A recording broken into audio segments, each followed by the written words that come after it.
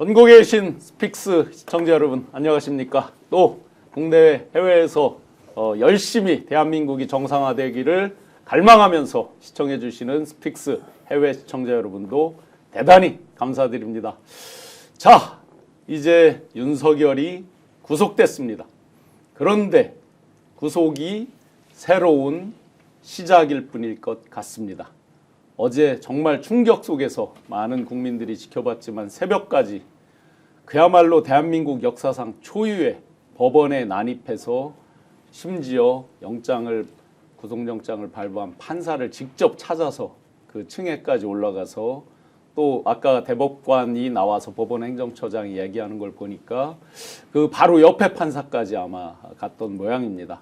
그야말로 직접적인 보복과 위해를 가하기 위해서 갔던 것, 저로서도 상당히 충격입니다. 실제 구속영장 발부 직후부터 저에 대해서도 상당한 위해가 가해지고 있고 심지어 이제 제 페이스북에까지 직접적인 댓글로 아주 안 좋게 양상이 전개되고 있어서 저도 그렇게 걱정이 많이 되는데 실제 판결을 내린 판사 이런 분들에 대한 신변보호 더 강화해야 될 것 같습니다.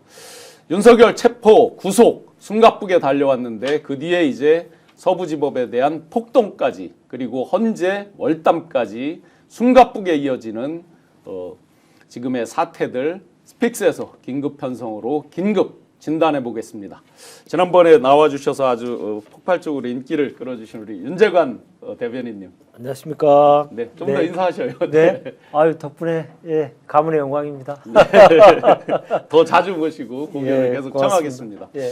박정훈 대령님 그리고 강혜경 씨 공익 변호인으로 아주 왕성하게 활동하면서 좋은 성과도 이끌어냈고 또 앞으로도 또 좋은 성과를 이끌어내실 우리 김기현 변호사님. 네. 안녕하십니까, 김기현입니다.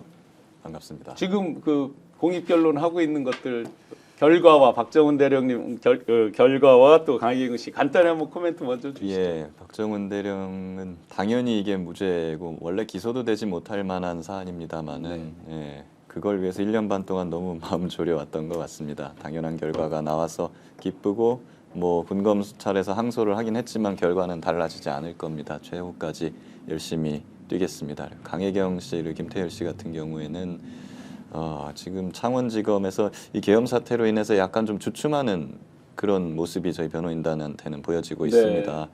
그래서 저희는 기본적으로 모든 자료를 다 제출했고 성실하게 다 진술을 하고 있으니 빨리 창원지검에서도 신속하고 엄정하게 윗선으로 수사를 확대해 주기를 바라는 입장입니다. 주춤하다는 거는 사실상 지금 내란 비상계엄 이후에 그들이 오히려 초점에서 멀어지면서 한숨 돌리면서 일부러 조금 늦추고 이런 건 아닌가요? 혹시라도? 예, 그래서 약간 좀 어떻게 표현하면 붕 떴다? 약간 그런 표현이 맞을 것 같아요. 제가 생각하기에는 약간 밑에 일선 수사관이나 평검사들은 그냥 계속 밤낮 없이 수사를 하고 있는 걸로 보여져요. 그 전까지만 해도 왜냐하면은 정치인들 관련된 여론조사 이런 것들에 대해서 질문을 다 하고 저희가 자료 다 주고 막 했거든요. 네. 근데 계엄 이후에 아마 좀 이런 사태가 있고 나서 검찰 수뇌부에서 뭔가 여기에 관심이 좀 떨어진 것 같은 느낌도 들고요. 그러니까 이제 아무래도 그렇게 되면은 일선에서는 좀 움직임이 둔해지죠. 네. 그리고 한 가지 제가 또 걱정되는 것은 원래는 그 여당 정치인들에 대한 여론조사에 관해서 철저하게 수사를 하겠다는 입장이었던 걸로 저희는 이해를 했는데 그 부분에 대한 조사가 지금 늦어지고 있거든요. 혹시나 대선 전국이 지금 가까워 오면서 대선 주자들에 대한 어떤 수사를 망설이고 있는 것이 아니냐. 네. 실제로 저희가 우려되는 게 그런 부분이죠. 여기 거론되어 있는 상당한 사람들, 뭐 홍, 오, 이, 박, 많이 나왔잖아요 기존에. 그 사람들에 대해서 그 사람들이 만약에 뭐 예선전에 출전을 했다든지 본선에 진출했다든지 했을 때 정치 관여다, 정치 개입이다라고 해서 검찰에서 그 기간 동안에는 예를 들어 조사를 유예한다든지 뭐 중단을 한다든지 이런 것들을 노리고 이 사람들은 더더군다나 그런 언행을 계속해서 페이스북이나 이런 데 표출하는 거 아닌가. 지금 검찰은 전례가 이미 또 있어요. 과거에 보면은 살아있는 권력 앞에 한없이 좀 약해지는 게 또 검찰이잖아요. 그리고 과거에 대선 때도 김건희 주가 조작 사건을 수사하던 검찰이 주가 조작 그 머리 수뇌부 권 회장 이런 사람 다 구속시키고 나서 김건희 여사한테 출석 요구를 했습니다. 했는데 대선이 한 4, 5개월 앞으로 다가오니까 본격적으로 그 전국이 시작되니까 더 이상 수사를 안 하고 그때 멈췄거든요. 네, 네. 예.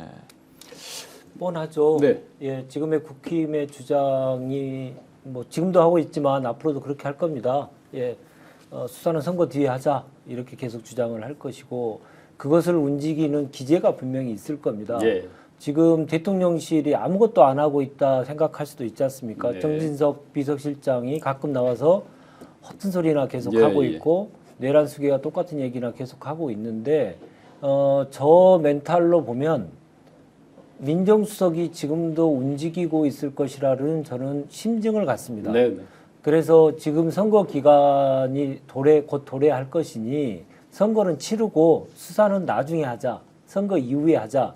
이렇게 계속 그 수사를 지연시키는 전략을 가지고 민정수석과 검찰이 계속 내통하고 있을 가능성이 매우 높다. 네. 저는 그런 심증을 가지고 있고 그들은 우리가 생각할 만큼의 이성적인 사람들이 아닙니다. 본인들의 이익이 된다.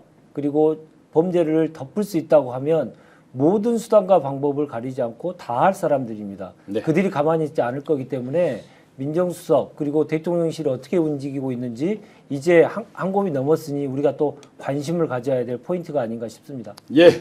오늘 아침에 방송에서 박은정 의원께서는 검찰 이러다가 완전히 없어질 수 있다라고도 했습니다. 예. 이 부분에 대해서 저도 상당히 그 여당의 이율배반적인 태도를 좀 지적을 하고 싶습니다. 왜 그러냐면은 그 대선이 곧 시작되니까 주자들에 대한 수사를 나중에 하자. 네. 근데 지금 어떻게 보면은 정치 상황이나 일정이나 이런 것과 무관하게 사법의 시계는 돌아가야 되는 것이 원칙이고 그것이 원칙이죠. 삼권 분립이죠. 맞습니다. 그래서 사실은 여당도 얼마 전까지는 그런 논리에 따라서 지금 야당 대표에 대한 재판을 빨리빨리 해라 법대로 그렇죠. 예, 그렇게 주장을 하고 있어요. 정치적인 일정은 아무 상관이 없는 것이다. 네. 그러면서 만약에 여당 세로 주자들에 대한 수사는 대선 선거 이후로 미뤄야 된다고 하면 이건 완전히 말이 앞뒤가 안 맞는 그들은 것 아마 그쯤 되면 아니겠습니까? 그러겠네요. 재판은 시계대로 가야 되고 수사는 멈춰야 된다. 그러니까요. 네. 그 완전히 선택적으로 자기에 유리하게 주장을 하고 있는 것으로 보이는데 예, 그런 것과 아무 상관없습니다. 정치 상황과 관련 없이 사법 시계는 돌아가야 되는 게 맞죠. 네. 이렇게 멈칫 미뤄지고 있는 검찰의 창원지검의 명태균 게이트 수사 우리 시청자 여러분들이 잘 알고 계시듯이 그 정점에는 김건희, 윤석열 두 사람이 있습니다. 그래서 빠른 속도로 수사를 해나가기를 촉구하면서